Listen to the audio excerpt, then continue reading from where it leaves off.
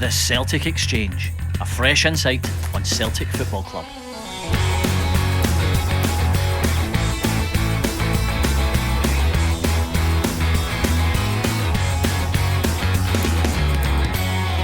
Hi folks, Tino here at the Celtic Exchange, and the curtain has finally come down on a season that will live long in the memory for Celtic fans as Ange Postecoglou and his team reclaimed the Scottish Premiership trophy at the very first time of asking.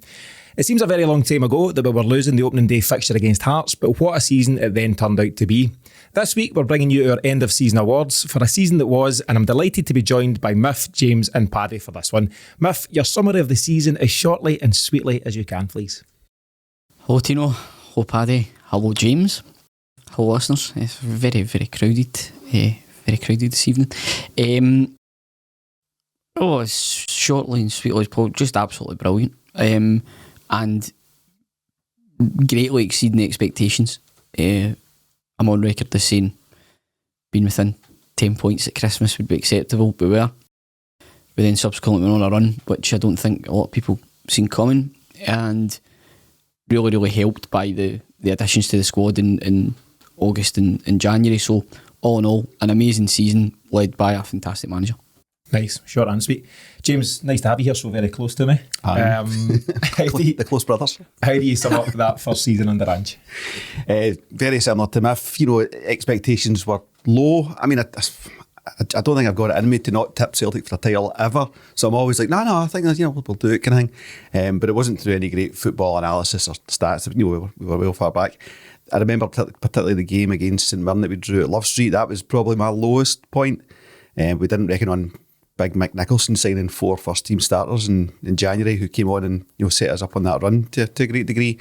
And then to go and do it in the style he did, the football we played all season and Ange sticking to his guns, and to get the rewards at the end was just tremendous. It's up there with the greatest Celtic title wins in my life. I may be getting ahead of myself, but have you got Big Mick Nicholson in as one of your players of the season? He's got to be counted. He's been solid since January, hasn't he? No messing. Paddy, for yourself, did the season turn out to be more than you could maybe have hoped for, given where we were at in the summertime? Yeah, I agree kind of with what Jamie's saying there. I think it's one of those ones where we should be challenging every single season, but that we left ourselves, the board left us in a bit of a position where it was a bit of a nightmare for us last summer. So it is nothing but hope that you build a team just to go and at least give a bit of a challenge, and they did that and some and then some, and I thought they were brilliant to a man. Every single player that played their part, amazing. Yeah, brilliant. So with the curtain coming down in the season officially at the weekend, there don't need to talk about cup champions and all that nonsense. Perfect time for us to go through what is the inaugural Celtic Exchange End of Season Award. So there's going to be 4 categories. So just for the listeners, we'll be doing Young-ish Player of the Year. Miff, we'll get to that in a second. How come we didn't do it last year? We weren't feeling it. Technical difficulties is the official reason. I think it was. So category 1, Young-ish Player of the Year. Category 2, Goal of the Season. Category 3 is, I'm going to speak to all the guys for their moment of the season, so that's a non-goal category, and I know a few other podcasts have done this, but I think it's a great topic. So a non-goal category, your moment of the season, and then finally Player of the Year. And the way this is going to work, out with the moment of the season, section 3, the way this will work for the other categories is the guys will debate this like anyone would in a panel before agreeing. That'll be interesting if you three can agree on anything, who the collective winner is for each award. So that sound fair? Everyone good for that? Sounds good to me. Great. So as mentioned, first category, Young-ish Player of the Year. The reason being young-ish, because if we're being really honest, Leo Labada at 20, he was and is the standout. He obviously won the official award, and he would certainly be the bona fide Young Player of the Year. Beyond that though, we've got guys like Tony Ralston, 23 years young, Miff. Yes, and I have a slight bone to pick there. We obviously compiled a shortlist for the sake of keeping this relatively contained and structured. Mm-hmm. Anthony Ralston made the shortlist and is age 23. Correct. Greg Taylor's also 23 and didn't make the shortlist. I personally think that's a travesty. It's because he missed a couple of games at the start of the season, otherwise he'd have been right in there. Nonsense. But anyway, you're already trying to rock the agenda. Move on, please. So yeah, Tony. Hey, at least I read it. This is true. First time for everything. Won a season's good record, Muff. So Tony Ralston, 23, he's on the list. Leila Abada, of course, 20 years of age. Jota, also 23, and I kind of just want to throw him in. Matt O'Reilly, half a season, of course, but 21 years of age. So I'll come to you first, Paddy. So of those four guys, does anyone jump out for you? Any points of note? I think if you're trying to bring Jota into it, then... Oh, he's in. Oh, I know he's in. He is in. Aye. I'd say that he would be, for me, just after McGregor. I think he's been incredible this season. He's number 2 for me this year. I think he's just he's provided so much to us, and a player that's kind of just come in. He's not really taking any time to settle. He's just there. A few questions raised about bigger games for a guy that's not really played a lot of football in his career as of yet. That'll come. I'm not really worried about that he at showed all. that Leverkusen away. He's got the big game attitude. Yeah. Absolutely, and just the composure and the finish sometimes for him. Sorry, Paddy. Hands up in here. Who was at Leverkusen away? Oh, Miff, hands down, sir. I think that was orchestrated. For those I don't listening, like this. That's an ambush. For those listening, Miff's hand stayed down there. That's an ambush. But yeah, for me, I'd say Jota. Abada, incredible season. His numbers back it up entirely, and he's rightfully won the awards throughout the full league, not just with Celtic. So an incredible season for him as well. But yeah, Jota, just what a player. Yeah, some of those numbers, James, before I come to you. So you're absolutely right, Paddy. Abada's stats for a 20-year-old winger, first time, in a foreign land, making his way, 15 goals and 11 assists. Incredible stuff. Tony Ralston from right back, inverted right back, 5 goals, 9 assists. Jota, solid numbers again, 13 goals, 14 assists. And Matt O'Reilly, listen, just came in the door late, 4 goals and 2 assists, but devastatingly handsome. James, your take on those 4 lads? I mean, even if you just said who's been the biggest contributor of the season, I would put Abada ahead of Jota. Age, irrespective kind of thing. He's come in and he's put the numbers down. Jota had that funny spell after his hamstring against Hearts, where it took a wee bit of time to kind of get back into the swing of things, and he is back. He showed that in the last couple of months kind of thing. So huge Jota fan. But Abada stands out for me. The Ralston thing is really interesting because you'd want to expand that player of the season category to include things like who's really applied themselves the most. There's no category for that, but who's shown real mental grit, determination. Somebody pointed out today that he knocked back a contract from a Scottish Championship team last season, and he could be playing the World Cup in 8 months' time, 6 months' time. Yeah. So what a turnaround, and it's all down to his own individual attitude, determination, mental strength, everything. I mean, he's a real poster boy for a lot of players in the club should be looking to and saying, well, if he can do it, I can do it. So huge fan of what Ralston's done. Matt O'Reilly, he is there because of his good looks, let's be fair. But I think there's so much to come from him next season, and even more so now that there's been a with Tom Rogic going, there's space there, which I think we'll sign in that position because Ange wants to rotate a Rogic and an O'Reilly. So 4 quality players, all contributed massively to the season, but Abada for me is the head and shoulders. Yeah. Well, I've just taken some notes for some categories we can introduce for next year's awards. So the who's applied himself the most of the season award. We'll throw that in the mix. I think we'll see that. We'll be the first to do it. We won't be the last. Trailblazers leading the way in Scottish football podcast. I mean, Ralston's not going to win any of these awards, but he deserves some kind of award. We're also introducing a mid-20s player of the season for next year. So the youngish one's been a wee bit bending the rules, so we'll get these guys at 24 and 25. Carter-Vickers would be a shoo-in for the mid-20s player of the year, but we're getting distracted. So Miff, we've obviously debated the guys there. James leaning heavily towards Abada. Was that your kind of nod, generally speaking, Paddy? Do you think Abada or Jota? No, I said Jota. Matthew might have the deciding say, which is a dangerous thing at the best of times. There's somebody not in the category coming out here. No, not at all. I've already made my displeasure well known. Ralston, admirable season. No one could have seen this coming. He's been absolutely phenomenal, and I think James makes an excellent point there. I think the way I would sum it is who has made the most of their ability. Yeah, and without a shadow of doubt, he's done that, and I think then he's found, considerable improvement from all known form. It's like a horse going for a Scottish trainer to Willie Mullins. One for your horse and fans. then all of a sudden just bolting up my handicap. I would say down to a really excellent impact, but I think you need to give a nod to the players that have been there the full season. Abada's numbers are excellent, but I think in terms of actual, I don't know, substance, Star quality. It's Jota for me. Abada still has a tendency to be a wee bit, I don't know, even on the ball, he can be really, really, what's the word I'm looking for? Inconsistent. He's inconsistent. He can be a bit. He's a bit lax sometimes. He tries things which aren't really on, and kind of makes. Listen, he's only 19. He's making the wrong decisions. That's absolutely fine. But for me, I think Jota is just more consistent, and I think Jota has probably got the potential to be an absolute superstar if he's coached right and continues his progression. I think Jota will be an extremely good player who will play at a high level for a good number of years. But that's not to say, I mean, Abada's numbers are absolutely ridiculous. If you'd been told that when he arrived, and also I just like the way that at the start of the season when everything was up in the air, he just tried so hard, like you could see the effort he was putting in. He made such an impression early doors, which bodes really well for his attitude moving forward. But for me, Jota gets a nod. Yeah, I think from a football purist point of view, you can't fail to watch Jota and, be impressed by what he does. He's just got that star quality. There's such a huge hope amongst the Celtic fans that we get to sign him and carter-vickers on a full-time basis. But I think just real star quality, somebody who's been so exciting over the year and just extremely talented, and we'll be lucky if we get him.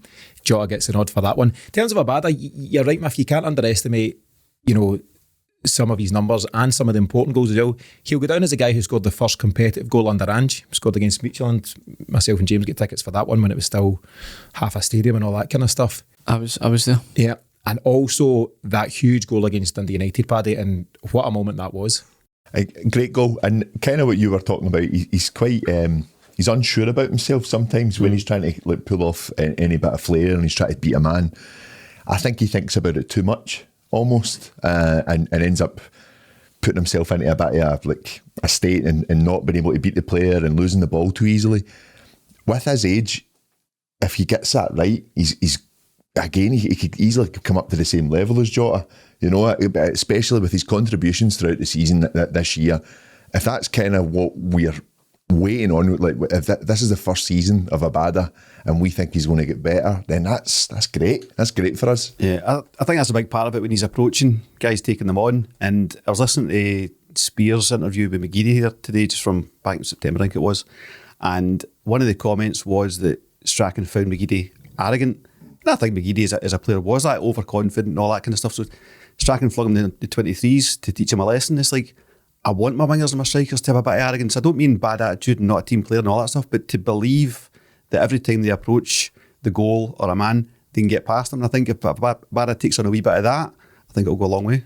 I'm currently rewatching The Last Dance, the Michael Jordan / Chicago Bulls documentary, and if you don't have that bit of badness, that bit of arrogance, that bit of self-belief, you will be limited in terms of how far you can go. And it applies to a number of sports, but football, and particularly the winger position. Yeah. You need to believe in yourself.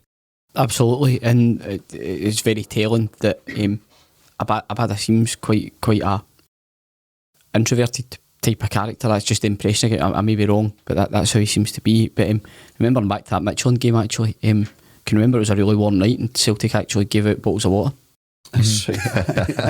quite topical. Somebody did a flashback to that. Do you remember these days? And it was those wee kind of square cartons of spring water. Had they not, Miff, somebody could have died. Well, it's quite topical, but I think we should move on for that. Absolutely. Yeah, an attempted murder. UEFA with blood in their hands. Credit to all four guys in the list there: Tony Ralston, Liel Abada, Matt O'Reilly, and the winner, as decided by this illustrious panel, Jota. Moving on, so the next section, goal of the season. Again, I've handpicked 5 here. It might be that you guys, pick up on a goal that I've not highlighted. There's a number of excellent strikes across the season, but I'll run through the 5 and then feel free to discuss any that I've not included, including these ones. First up, Callum McGregor's volley away to Midtjylland, so just at the end of July, Champions League qualifier. Obviously, we failed to go through, but a goal worthy of winning any game. Second, I've put Kyogo's goal following that pass from Jota on match day 3 of the Europa League group stages. So that was against Ferencvaros, 19th of October. half-3 kickoff, James. What was that all about? Third goal, Old Snake Hips, Tom Rogic versus Dundee United at Tannadice, 5th of December, Scottish Premiership. I think it won the league goal of the season, didn't it, Paddy? If I'm right in saying that. Next up, Rio Hatate's Thunderbolt against Hearts at Tynecastle, 26th of January, Scottish Premiership. We eventually won 2-1 after Liam Boyce hit the post, remember that? Yeah. 2-1. I missed a penalty. My goodness, that's what I meant. Sorry, hit the post with apparently. Woof. And the last goal that I've suggested is Kyogo's winner v Hibs in the League Cup final. So obviously he's got both goals on the day, but this is his second goal where he lifts it over the keeper after a quick free kick from Tom Rogic. Miff, any of those standing out for you? Anything I've missed? I'd say all of them do. For me, they're all very memorable goals. McGregor's unfortunately in what was ultimately a losing cause was getting put out. The goal by Furuhashi in the League Cup final, I think, is elevated because of the importance of it in that actual moment, it being a one-off cup final and that quick thinking, actually winning as a cup, which led to the additional momentum that propelled us towards the title. So for me, it would probably be that because of the stakes on that particular occasion. However, the goal that I would also add into it, just for me, just purely for aesthetics, was Kyogo's goal against Hearts, the volley. I absolutely loved that. Loved that volley. The ball for Alston. Beautiful. Loved that goal. Just recently. Just there, eh? Was it Motherwell? Sorry. Yeah. Your hometown club, no less. Lovely place here. Yes, it would be that. I thought that was an excellent goal because again, Ralston's pass and just the finish is brilliant. Also, the Ferencváros goal. I mean, that is probably the most watched goal I'd say of the season. I think everybody went back and watched that about a million times. The pass, the touch, the finish, magic. Because you got home and the 6 o'clock news was just finished. You had the whole night to watch it. Everything was fine. Paddy, what about yourself? Any that really stand out for you? I think going with what it meant, I'd say I'd bring the Abada goal in against Dundee United. I think that's a huge goal for us, just in how tense that day was with the chance just to extend the lead, and we took it, and it was just obviously last minute goal. The scenes at Celtic Park, I think we all kind of knew at that point, this is it, we're going to push on for here. Having said that, all the emotions to the side, I just think McGregor's goal, you don't see that every day. That's in a Champions League final or a Europa League final. That gets spoke about for years upon years. That's Zidane-esque. You don't see it every day. Certainly not for him because he's not done it since. Aye, exactly. But he shouldn't get progressively worse as the season went on. Back and back. He saved his best for first early on in the season. It's an amazing strike, Paddy. I mean, would that be the standout one for you? Just pure execution as a quality goal. That's the one. Great finish. Yes. Fair enough. James, where do you stand? I take Paddy's point on. Again, it's more categories for me. It's the goals that won you the title. Hold on a minute. The goals that won you the title versus aesthetically what was a beautiful goal. So these are beautiful goals, but I agree. And if you're going Abada against United, then Ralston against Ross County for the goals that won you the title. So many Jota against Aberdeen. So many big moments. Huge. The ones that really turned it. Hatate's first goal in the 3-0 against them. That kind of stuff. So we're not talking about that though. No, of course. If we did have these categories, that's what we would be talking about. But we're no. When I said the goal of the season, lads, I should have been more specific. Goal of the season aesthetically, and the next one, goal of the season goals that won you title. Importance. But I don't have it broken down. Again, one for next year. So just in terms of goal of the season, interpret it however you want. What is your goal of the season? I would add in an outlier, an outsider. For me, it was O'Reilly against St Johnstone. Yeah. Because it was just, we've been working on this Ange ball thing all season, and then you had a 45 pass goal and a peach of a goal with a guide signed to take you through the last few months of the season, So that for me was a beautiful goal and was, encapsulating what it set out to do. A 45 pass goal and Sportscene showed 6 of them. We see you. Wow. Just put down Kyogo's lob for the winner. I was going to say, so out of goals 1 to 5 that I've listed, you've gone for mystery option 6. So that's if I was pushed to pick one of those as the most aesthetically pleasing, it would be Kyogo from Jota's pass, because it was one that was just watched it over and over. Is that what you went with? No, I went with Kyogo's lob, but in the interest of picking a winner and the fact that the three have picked 3 different goals, then I'm happy to defer to that. Aye, in the interest of not just going round and round and not agreeing. What about you, Tino? Well, that's a good one, Paddy. Do you know, that's good. You put me on the spot. I just, as Miff said, I love that Ferencváros one. You know, was lucky enough to be there and watch it in real time, and I've watched it dozens of times since. Just everything about it. It's the kind of, there is a slow motion version you can watch. It kind of seemed to happen in slow motion at the time anyway. Just the cut that Jota's put in the pass. And Jota's Kyogo's first touch is sublime, and the second one just to have the savvy, because other guys go, right, I'm in on goal now, I just need to concentrate on hitting target. Cool as you like, he's seen that the goalie's been a yard to one side. It's an amazing goal, and if we didn't know at that point how good those two were going to be, then that definitely confirmed it. So, I'll just have the final say then on that one, and we'll go for that goal for Kyogo against Ferencváros. So it was match day 3, Europa League group stages against Ferencváros on the 19th of October. What we'll do, lads, before we move on to hear the moments of the season, and I think that'll be quite a fun section to cover, I just want to take a minute to read out a couple of heartfelt comments left by some of our listeners following last week's episode. These were left in the YouTube comment section and very genuinely mean a lot to us here at the show. So the first comment I'd like to highlight is from Spread the Love 77, whoever that may be, who said, "Don't underestimate how you and other pods have helped plenty of fellow fans through tough times in life. It's pretty tough out there just now with mental health issues, post-COVID, cost of living, etc. However, we always have plenty to enjoy when it comes to our club, and you boys are a big part of that." And that's just it's a great comment to read, and I would say actually we as guys in terms of what we do, we feel in a similar position. But if you and I have chatted, maybe before Paddy got involved and before Jamie was as frequently involved, about how it was a great thing for us during a strange time in life as well. There was a lot going on, in the world over the last couple of years, and it's really quite touching to hear that somebody somewhere is liking what we're doing, and it's helping them through tough times. Well, just as an individual point, I mean, I said last week, why on earth they would want to listen to me talk about anything is beyond me. But the fact that so many people do listen is something that something that we're proud of, and rightly so. But it started from scratch, and it started at a time, it's easy to forget now because normality's more or less returned, at a time when there was a fairly hefty Tier 4 lockdown on in Scotland at the time, and pretty much coming in here was the only time I was really getting out of the house. So obviously I love spending time with my wife and kids, but good save, need to be careful. Need to be careful what I say here. Coming in and doing it was a release, and at that time things weren't exactly rosy. We won the quadruple treble, but then it was very apparent at that time the season was going to pot, things weren't right. Then we had the joy of covering the Dubai debacle and all the things that came with that, and it just seemed to go from bad to worse. And then we had the joy of coming in here to recording the day Rangers sealed the title, and I was going by folk with Union Jacks and Carrots as I was coming in to record. That was delightful, and I really thank Tino for that as well. So those times were difficult, but also they were a shared experience, and that's how it feels. It feels like you kind of gained a listenership through just us being all we are, and that is genuine, passionate Celtic fans, and hopefully that comes across to the guys when they listen to us.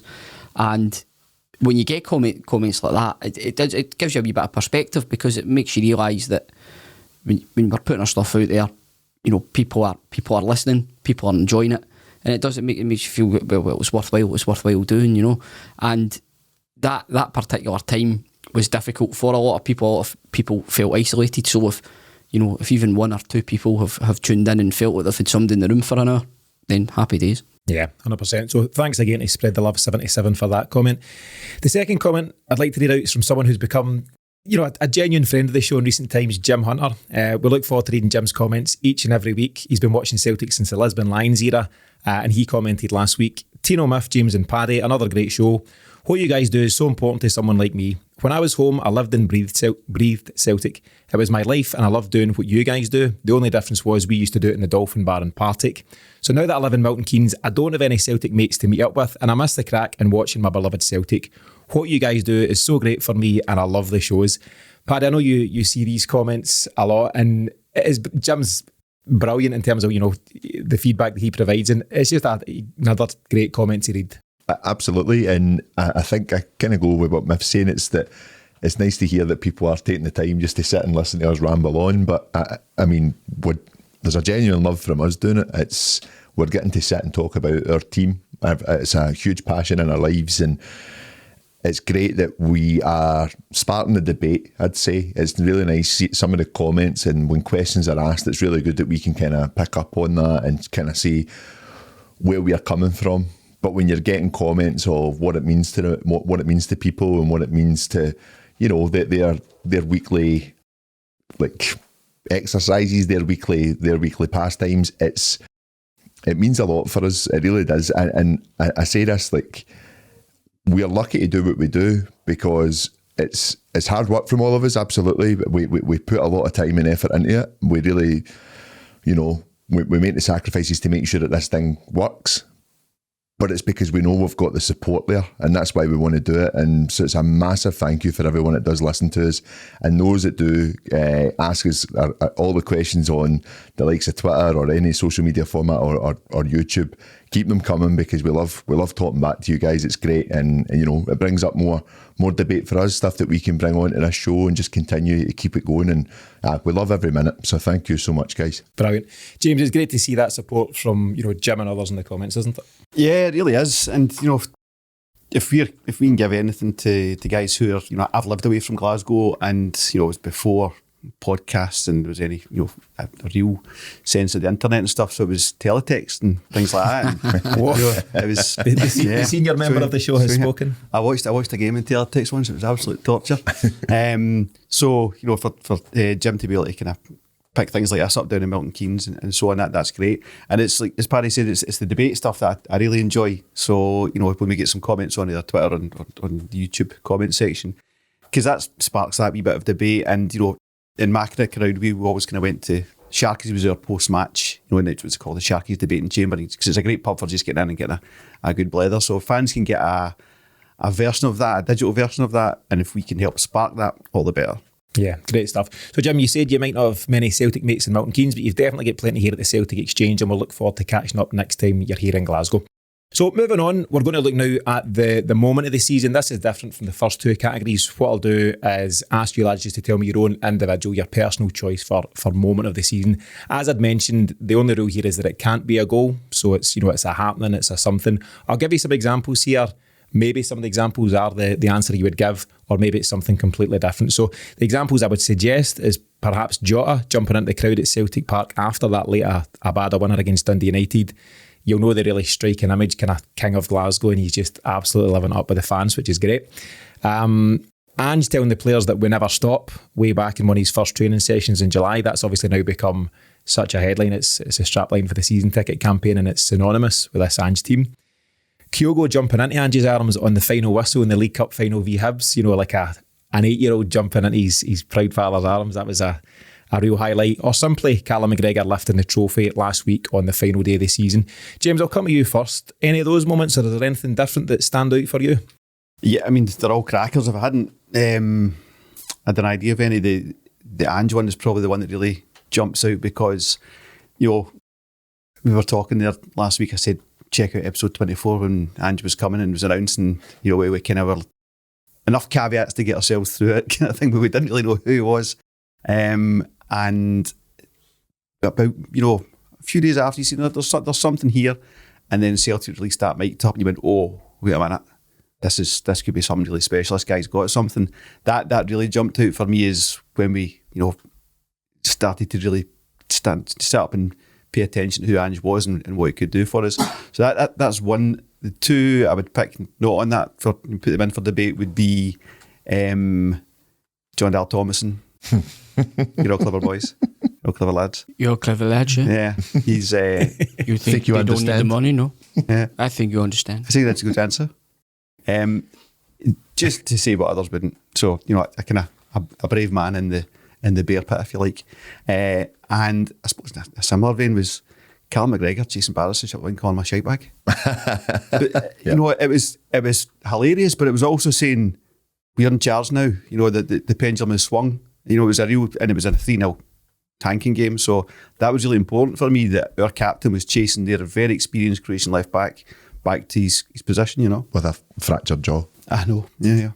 But again, you can only imagine what McGregor took the season before. As I things know. were falling And he apart. took it really personally. You know, Yeah. and you could see in that interview at Tannadice that it affected him and that he was down.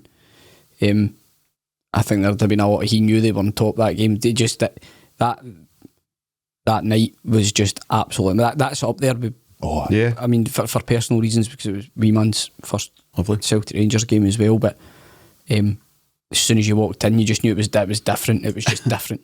It was completely different. And you get that feeling sometimes when you go in. That was one of those nights, just unreal. Yeah. I mean, while you're at it, Miff, then, do you want to cover your moment or moments of the season out with that? A very personal one would be meeting Ange and the team down in Newport when we did it at the start of the season. The boys got, players and the staff were all really generous with their time. That was, for my own personal reasons, probably my highlight, even though at that point we really didn't know what we were getting into. The Barisic shitebag moments is very much up there. But for me, McGregor lifting the trophy and as much for us as fans and the team, for him, because he stayed and fought and was willing and he done what he said he would do, what champions do, pick themselves back up and go again, and by God did he go again. He's one of few invincible treble winners left now, so obviously Tom Rogic has made the call on his Celtic career, and I think, who would be left, Paddy? Jamesy. him and Forrest, McGregor and James Forrest. You've seen the picture, they're all sitting with the trophies and they've all been greyed out over time, and it's just McGregor and Forrest left. Technically Ralston. Was he not in the squad? He was in the squad, but I don't think he featured much, but he was in the squad. Ralston and Stevie Woods. for the first season, under Rodgers, aye. He was about, but Aye. he didn't feature. But aye, he was in his suit after the game, I believe. Okay. Paddy, yourself, your moments or moment of the season? I think the big one for me, and I'm not sounding negative here. Oh right? my goodness. I'm not. I think it's big for us. The Bodo Glimt games. I think they're going to be huge Interesting. for us, right? Interesting. I really do. I think that's. I'm not saying Bodo Glimt did a benchmark, but it was a right eye opener to, again, where we should be as a club. And I think that what we've done this season, we've heard this manager talk about this is stage one. This is the very beginning of it all. And I said last week, Europe's a funny competition now. No matter what tournament you're in, you look at the Europa Conference League final, arguably two stronger teams than the two teams in the Europa League final. I'd say they are. And I just think that the Champions League final, granted, is two big powerhouses of Europe, but it's a Real Madrid side that, is starting to kind of try and rebuild, and it's still managed to dig its way through there.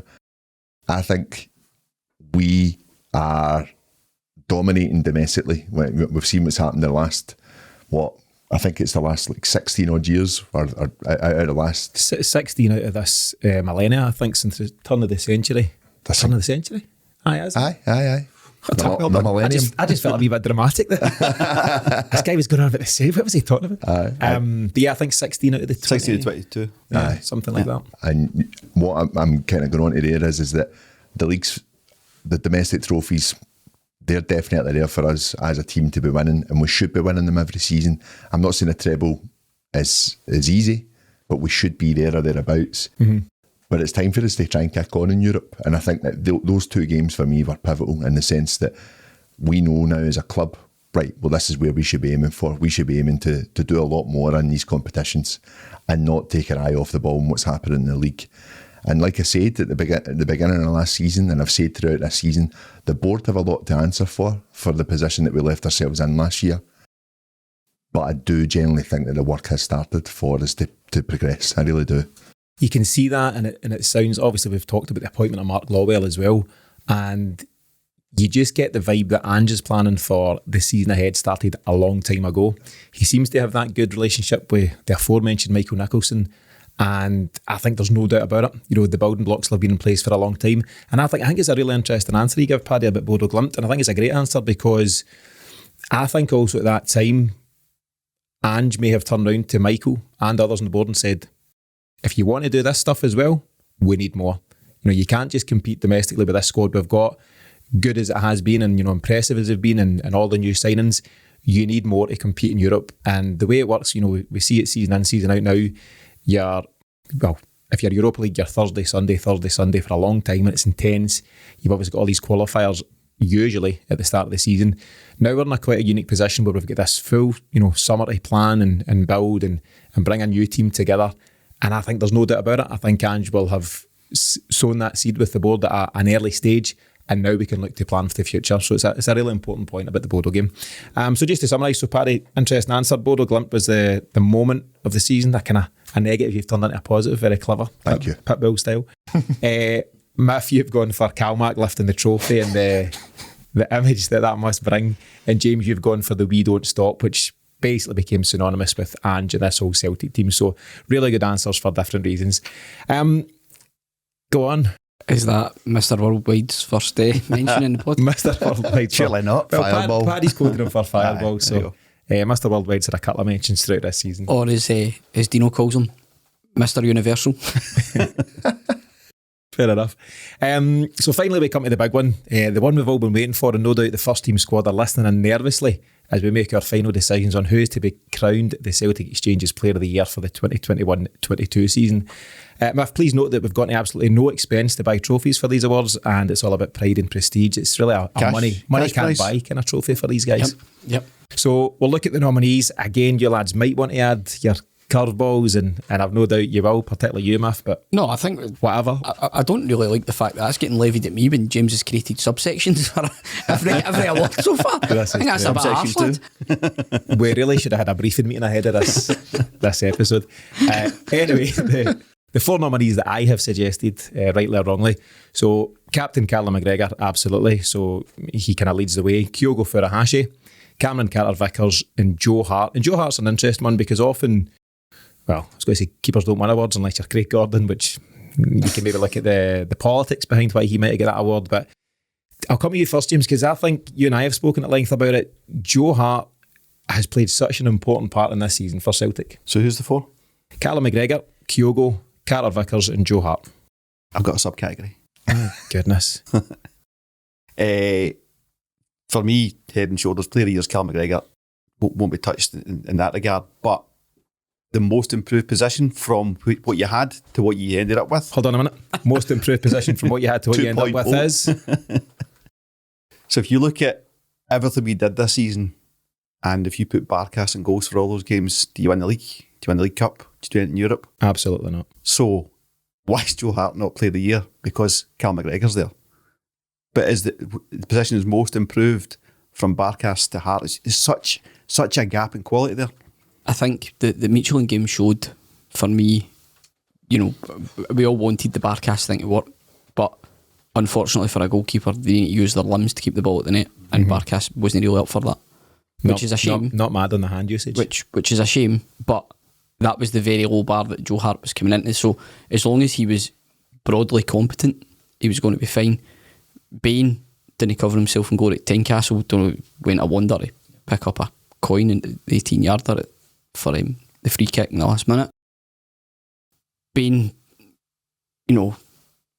he's been kind of reliable, but that showed that he wasn't going to be a long-term keeper. I think Hart coming in, whilst it was a low bar to start from, he has made big saves at big times. He's maybe only made a couple of things you would call errors. Some of the play out for the back has been a bit dicey at times, and it's had you on the edge of your seat. But I think in general, I would say Hart's play at the back is certainly nowhere near as dicey as Craig Gordon's. I can remember a few games. Gordon can never play that. That lob it over the guy's head. I can remember a few times with Gordon. But no, for me, I would say Joe Hart, because I think he is the absolute foundation it's all been built on. You can argue the same about Carter-Vickers, absolutely, and rightly so. But for me, for the points that James has made, Hart, without Hart, none of it happens. Absolutely none of it happens. Yeah, Paddy, I'll come to you on that one, because goalies union and all that stuff, it's a position you're experienced in. Joe Hart, so in terms of his numbers, right, he played 54 games for Celtic this season, keeping 26 clean sheets. Looking more specifically, it was 19 clean sheets of 35 league games. And that in itself, just as a number, has played such a huge part. But it's for Joe Hart, it's more than just the saves, isn't it? It's the leadership that he's brought to that dressing room. And he's the de facto vice-captain. Whether he's officially vice-captain or not, we don't know. But he is the second in command to Callum McGregor. And he leads that dressing room, and he does it so well. He's a big personality, and probably brought in there for that reason. and also just his professionalism. He's played at a very, very high level throughout his full career. He's a very confident guy, and you could tell that the confidence was shot when he's getting loaned out left, right and centre. And unfortunately, he's just came across managers that want to play football in a different way. We speak about this day and age that all goalkeepers need to be good with their feet. That's when you're playing a certain style of play. We do have to play that, and I actually think within the league, he's done okay. He's done okay. Yeah, a few heart and mouth moments. Excuse the pun, but the end of it all, I think he's been comfortable enough, and he's quicker probably than most of our back four, and sometimes it's annoyed the life out of me. It's frustrated the life out of me when he tries to distribute it far too quickly. But there's a reason for that, because the quicker it gets away from our goal, the quicker it gets up there, and they're not ready. If we are, that's a chance. That's a goal. And that gets taught when you're playing at the highest level, and it kind of goes under the philosophy of just never stop them. Yeah. That Ange is setting out as well. So I think that the longer he's doing that, I think that the likes you can kind of see it in Carter-Vickers and Starfelt, that they're a lot quicker now off the mark, watching what Joe Hart wants to do. And I think once the fullbacks are probably upgraded, sorry Greg Taylor, but they're upgraded and the likes of Juranovic is there as well, that gets quicker too. And you're playing out for the back a lot more quicker than we should be. Mm-hmm. And I can see why he does that. I can see why he plays that. It's something I've spoke about before as well. He's very, very clever with his distribution when it comes to playing it long as well. So a great player. Those errors that we've kind of touched on, they are very, very few and far between. So I'm very happy with him. I think as well, to your point, Paddy, it's just so clear how much Joe Hart has bought into the Ange thing. And he's used the term himself, something like teaching an old dog new tricks or something like that in recent weeks. What is he, 35? Something like that? I think so, yeah. 75 caps for England. So a guy like that could be mistaken for coming in and saying, I get what you're saying, Mr. Postecoglou, but I know what I'm doing back there. But he's not done that. He's fully embraced this new style of playing, and he's getting the rewards for it. He's picking up trophies that he maybe never thought he would do at this stage in his career. There's an example of it, and I touched on it at the time, but when Celtic have drawn one each against Rangers at Celtic Park there in the last derby of the season to effectively win the league, there was that Ryan Kent chance early in the first half where he's come in the blind side of Tony Ralston and he's kind of nudged the volley past the post. He should have done better. Abada's obviously shown him how to do it, and Jota later in the same game. Anyway, Kent's missed that chance. And I mentioned at the time that Carter-Vickers turned round to give Tony Ralston a rollicking, and Tony Ralston wasn't even thinking about hanging about for that. He had already broken out to the right-hand side. Hart had already put down the ball for the by kick, and we were already away, and Carter-Vickers had to go, oh aye, that's right, that's what we do. We're playing football. And it was so quick, and it was something that only happens through repetition and training and reinforcing it, but believing in it as well. And I think that's the case, Smith. Joe Hart has fully bought into it and he believes in what he's doing. But it's a regular feature of the season to see him very quickly distribute the ball off. The ball boys are obviously told, as soon as that ball goes out, man, get it up. And he's throwing the ball out, delivering out quickly out to the wing. And like Paddy said, before you know it, we're at the halfway line, building another attack. It just stops you being hemmed in, moving the ball quickly. Coach a kids team myself, you try to get them to do that, be decisive, get the ball out quick, and get away for your own goal.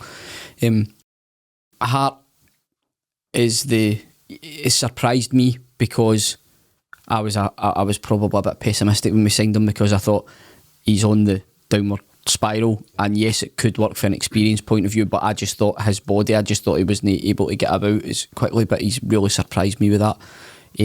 But I think that's because whatever Joe Hart was struggling from, I think it was in most part mental rather than physical, because I think he just felt like he'd been discarded by a couple of teams along the way, confidence dented, and he's just found a home in Celtic. We've spoken about this several times in the podcast, where players just fit teams or teams just fit players, whatever way you want to look at it, and I think it's just been the perfect union in Joe Hart and Celtic, because he's come in, he's felt loved, he's felt needed, he's felt wanted, but also he's kind of almost went in quite near the top of the hierarchy as well, because he's experienced, he's clearly supported McGregor and Ange, and that's allowed everything else to knit together, especially when there's been a high turnover of players coming in. So I think that was really, really important, and again that's one of the other reasons why I feel that Joe Hart is Player of the Year. Not only just the importance of his position and how well he's performed in that position, but also that other role that he's fulfilled in supporting the captain and the manager. Yeah. Interesting that you guys seem to have kind of landed on that. You kind of unanimous support for Joe Hart, and it's very hard to McGregor's my player of the year. to argue. You've gone McGregor then, Yeah. but Hart. The right mid for Bodo Glimt for me. You really turned on its head. No, I would say McGregor as well. McGregor. Yeah. But if I tell you what, I'd like to spend a wee bit of time on number 2 on the list, Kyogo Furuhashi, and it might be a nice time for you to show the people your beautiful t-shirt. So hopefully you can see it. You certainly see it on YouTube. Don't know if you guys can see it clearly enough, but Danger, Danger, High Voltage, which is Miff's pseudonym. It's from Rabbit98, so if you want to check those guys out, you'll find them on Twitter and various other places. So just a real kind of stylish depiction of Starman Kyogo Furuhashi. Miff, how's he done for you across this season? He's phenomenal. The only reason I've not picked him because he was missing for a big chunk. That's the only reason. He's our best player, in my opinion. Frightening talent, an amazing spot by the manager, and just so grateful he's ours. That's all I can really say. Scores loads of different types of goals. He's fast. He has speed of thought as well, probably a bit too quick for some of our players currently. And I think that touches upon the point you guys are making in terms of that continuous improvement, improving the squad. We're saying goodbye to Rogic and Beaton in the hope that we're actually got to bring in better than that, when, you know, in past seasons we would have probably settled for them being part of a squad. That seems to be the message that we're getting. And Furuhashi for me is just the absolute epitome of an Ange team. Always in the move, always looking for the ball, always dangerous. And the moments of quality that he's shown this season have been absolutely phenomenal. So yeah, I mean, it's great. There's nothing better when you're trying to get your kids into, you know, football, supporting Celtic, and they get a hero, and it's Kyogo this, Kyogo that, Kyogo in the back of the top, all that sort of stuff. He's that guy. He's that kind of focal point, you know. So it's just been an absolute pleasure watching him, and I hope he's here for a long time, because I think if he is, we're looking at that sort of generational talent that people talk about in 10, 15, 20 years' time. Yeah. James, he's something pretty special, isn't he? He really is. And, you know, the talent is obviously the thing that catches your eye, but it's his enthusiasm, you know, and it lifts his teammates, it lifts the supporters. You know, you saw him when he wasn't playing. He was still there and he was geeing them on and all that stuff. So he's he's bought right into what Ange is doing. Ange pointed out quite early on, he said, you know, he takes the knocks, but he's a real warrior, he's a competitor, so he enjoys the tussle. So it's not like he's a flair player who is just going to drift out. If you give him a couple of kicks, he'll come back every single time. And he's shown that, you know, bar injury, he'll just keep going and going. He is that talisman that we've been missing for a long, long time. It's interesting that we haven't had a full season of him. We haven't had a full season of Giakoumakis. And if there's some way to play Ange ball with a 2 up top, I would love to see it. Because if you've got a Larson Hartson type, you know, dynamic going on, those two guys can fit into it. It's just a matter of how does that affect the rest of the squad. But love the wee guy and love Giakoumakis. Right, it's very hard for me to pick between them, to be honest with you. Paddy, you're in the same space, I believe. You've been quite keen to have that debate, because Giakoumakis he's really kind of caught your imagination with the second half of the season that he's had. He's been so strong for us. I mean, we go back to the penalty miss at the beginning, September of last season, and I think everyone was a bit like they were doubting him from that miss. But we're all thinking, well, he's finished top goal scorer in the Eredivisie, but it's all been on the basis of playing with a team that get relegated, and a lot of his goals actually being penalties, funnily enough, and a lot of his goals being tap-ins and stuff. But that's a poacher, that's a good striker. And when you watch everything he's done this season, every goal he's scored, he's won so many goals himself. Just the positions he puts himself into, he's not scared about getting clattered. And like kind of what you say as well, nor's the wee man. The wee man takes it and gives out a good amount as well. Thanks, Paddy. No worries, mate. No worries. But I just think, as we've said before, what a dilemma to have for next season. But we are going to need the two of them, whether they start together or whether it's a rotation throughout the season. That will happen, because you can see that that's what he wants to do. And he likes freshening it up as much as possible. And I just think that if the service gets better from the wings even, and through the middle of the park, if it gets stronger and we get quicker, I think they two will run riot next season. I really do. And just to touch on the point, I think if you add in, if you've got Hart, you've got Carter-Vickers, you could even put Jota in there as well, and you've got Furuhashi. Giacomakis' contribution is so notable. There's so many players you could have actually had in that list. Yep. The Giacomakis thing, you mentioned something there, Paddy, which always amuses me, is the tap-in seems to be a much derided form of a goal. However, the stats prove 100% of the time that if that player isn't there, the ball isn't gone.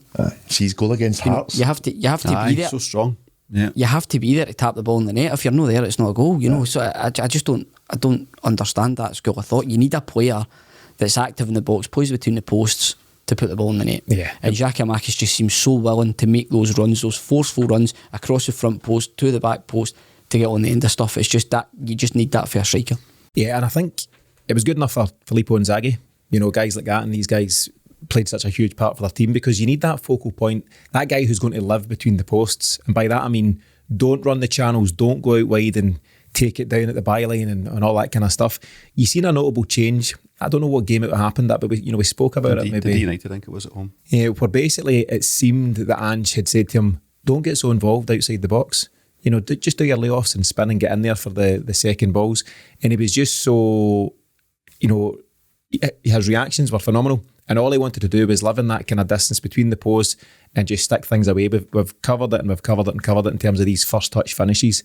He's ended up getting 17 goals across the board this season. For a guy who struggled in and out through injury and has a player like, Kyogo Furuhashi to contend with in terms of game time, he managed to finish joint top scorer of the Scottish Premier League. And I think that's just real credit to the guy for doing so.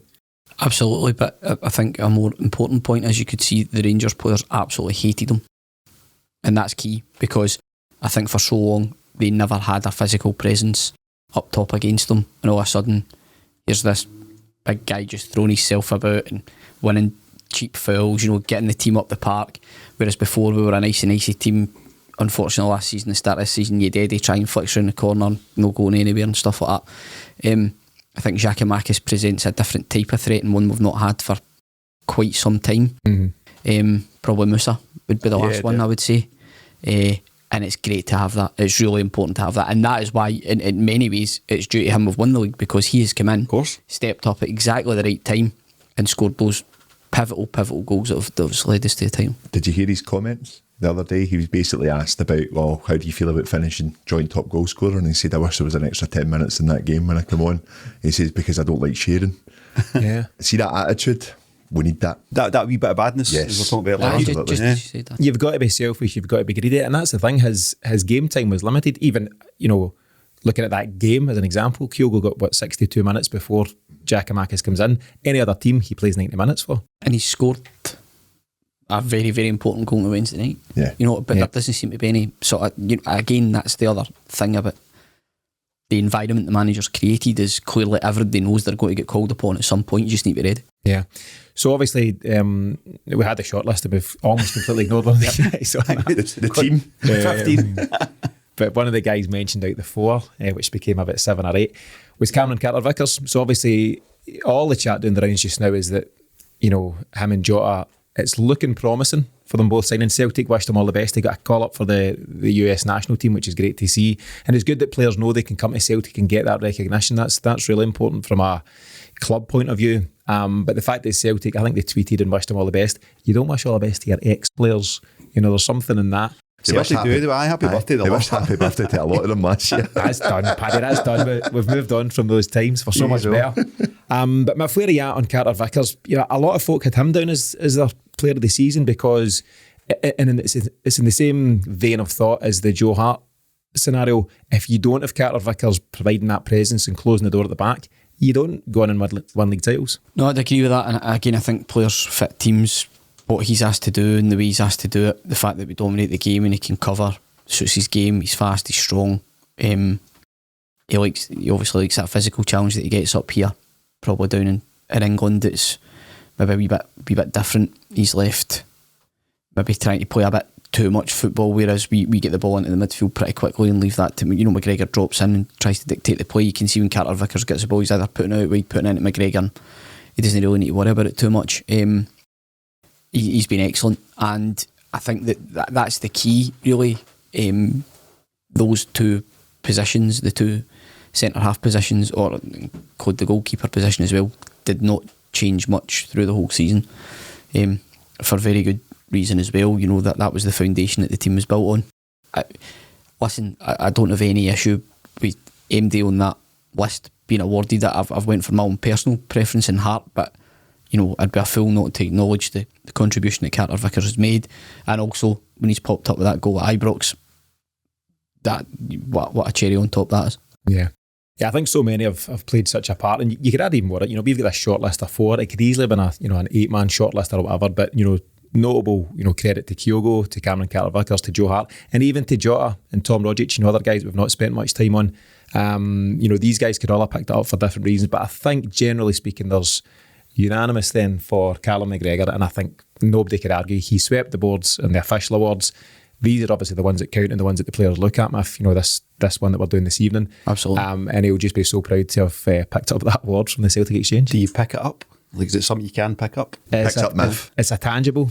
You get to put Miff in your shoulders, which is a nice thing. Maybe not so much these days. On Tom Rogic, I suppose just a wee comment. We've done a wee bit on him and Beaton, but have any kind of final thoughts? Obviously we won't spend much time moving forward on a guy like Tom Rogic, but you couldn't exit this season and not mention him. Do you want to give him your lifetime achievement award, actually? Just a special player, and it's been a pleasure watching him playing for Celtic. I just, so many magic moments, none more so than the cup final winner against Aberdeen, but I think that this season's been his best season. The fact that he's going, I can only assume it was something that was pre-agreed at the start of last season. I mentioned that last week in the podcast. Feels that way, doesn't it? I would love him to be staying for another season, purely because I think he's excellent. He could still contribute, but if the overall plan is to bring in bigger and better, then we just need to get behind that, and being savage and ruthless is part of what a manager has to be if they want to be successful and be the best. So Tom Rogic will forever be a Celtic legend. Yeah, he's going out on an absolute high, and I'd echo that. Paddy, it may have come across as a wee bit negative last week in terms of what you said, but I've spoken since. You're a huge Tom Rogic fan, aren't you? I'm going to miss him dearly. I'm very intrigued to see what he goes on to do. I really am. I just think that, what is he, 29, 30 now? 29, I think. 29. He's still got a lot to offer. Mm-hmm. And I think that any team that gets him have got an incredible player joining them. So I wish him all the best. I'm gutted to see him go. I really am. I thought that potentially if, I kind of noticed that an incredible first half of the season from him. And then I think probably more so when O'Reilly arrived, wasn't starting as much, in and out of the team a lot more. But when he was starting, he was giving everything. And I go back to that game at Ibrox, outstanding performance from him. And I kind of think that, on hindsight, I'm kind of looking at it now, like that was probably the beginning of the end of, right, you've given us all, but we need to move on now, I think. But I'd love to see what could be with him as well. But I'll miss him big time. A great player. Yeah. James, fond memories of Tom Rogic? Huge. Just, such a unique style, a unique talent. Just really hard to replicate. There'll be guys who can come in and do a job and really do something similar, but just that, just something you can't quite put your finger on that he's got. There's a few, his own exit interview doing the rounds. There's a few other ones. I'm not quite ready for watching them just yet. Too raw. But in the kind of cold light of day, these things, Paddy, I'd actually said to you, we bumped into each other in Heritage a few weeks ago, and I'd said in a controversial one, I think this is before it got announced and stuff, I said, I think it might be time for Tam to go, just in terms of time to refresh, time to bring someone else in that can give us consistency, maybe a bit more legs, but you're not going to get the uniqueness that Rogic brings you, but you might get somebody that delivers more effectively, and that sounds harsh because I'm really going to miss the guy in the team. Will miss him, and we'll miss those special moments that he's brought us. But football moves on. Was that the beer talking that night? I stand by what I said, so I hope not. Suggesting that. What did I say? Some of that, so I don't He can't go. He's our best player. So what we'll do just as we're starting to draw things to a close for this afternoon, we'll just recap those awards. So Young-ish Player of the Year, it's an official term, lads. We've gone for Jota, 23-year-old Jota. Goal of the season, we agreed on that Kyogo strike versus Ferencvaros, match day 3 of the Europa League. The lads gave their various moments of the season and some great answers, some really interesting things there.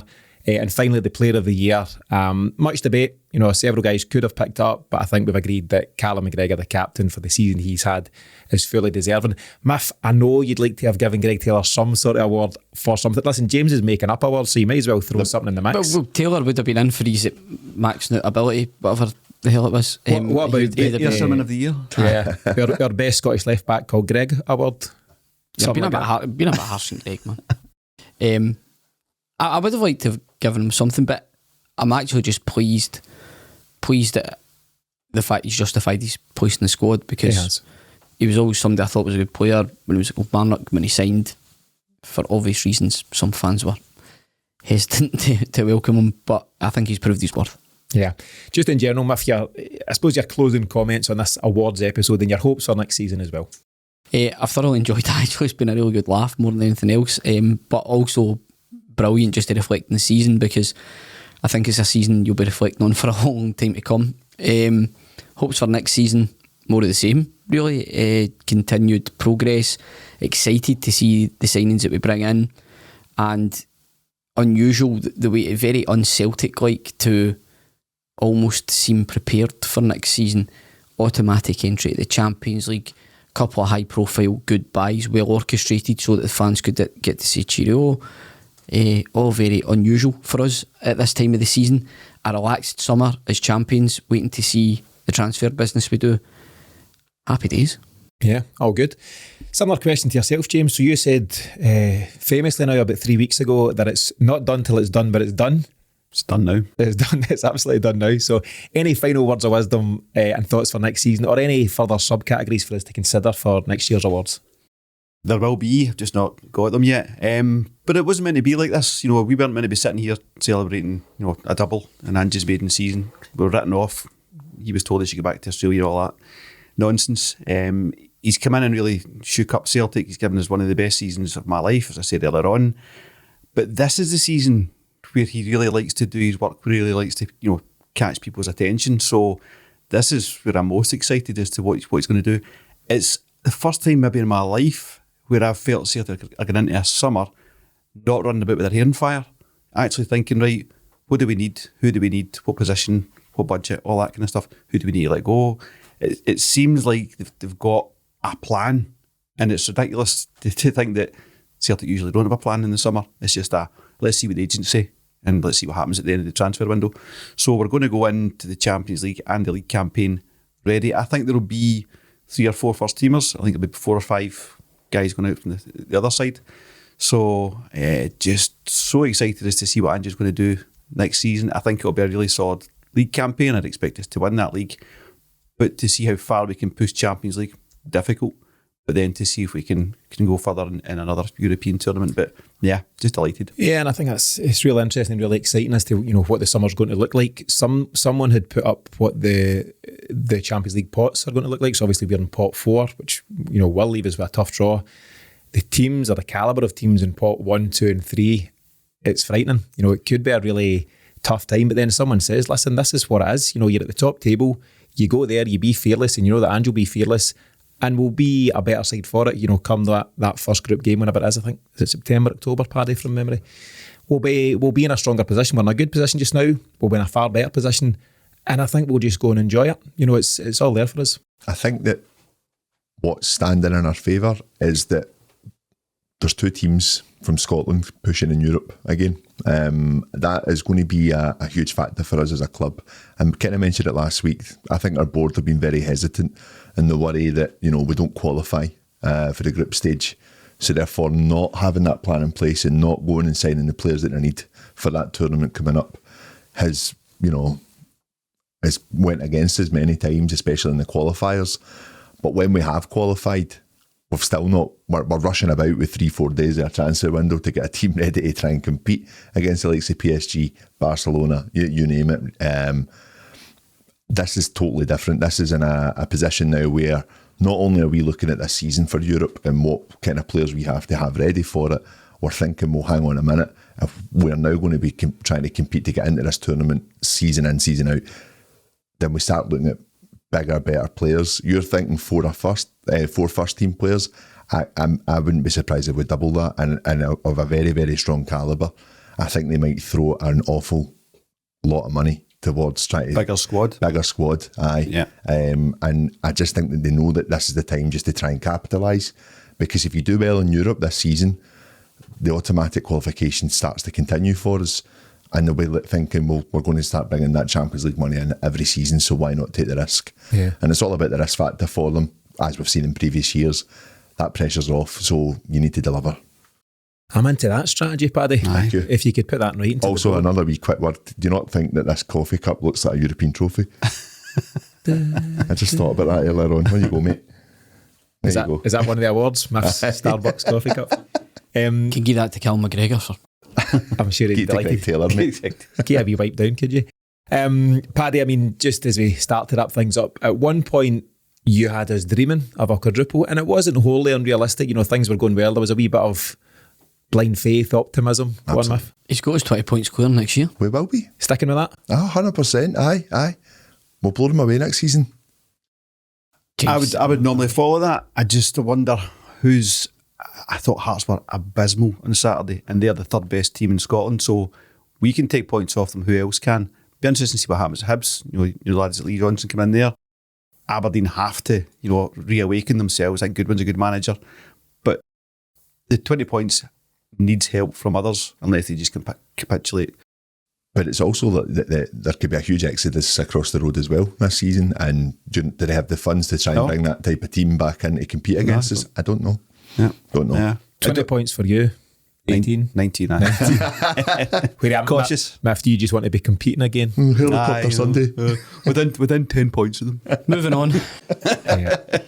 Any final comments, lads? Any other business as we start to wrap things up?